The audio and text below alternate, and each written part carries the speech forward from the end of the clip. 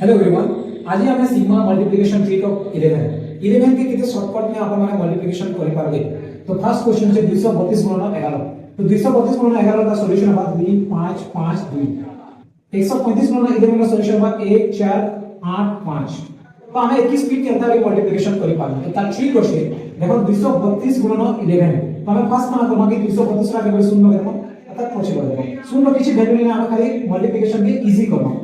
First करना है 0 + 2 करना तो 2 बार 2 + 3 करना सरा 5 बार 3 + 2 करना सरा 5 बार और 2 + 0 के था 2 तो 2552 हमारा आंसर।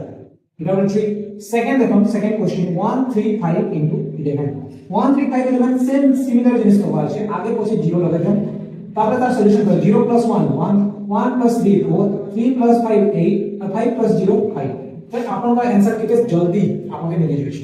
तो इनो हमें बहुत सब ट्रिक सीखबा एंता बहुत सब ट्रिक सीखबा जे हमर प्रोडिजी क्लासेस के ज्वाइन करो।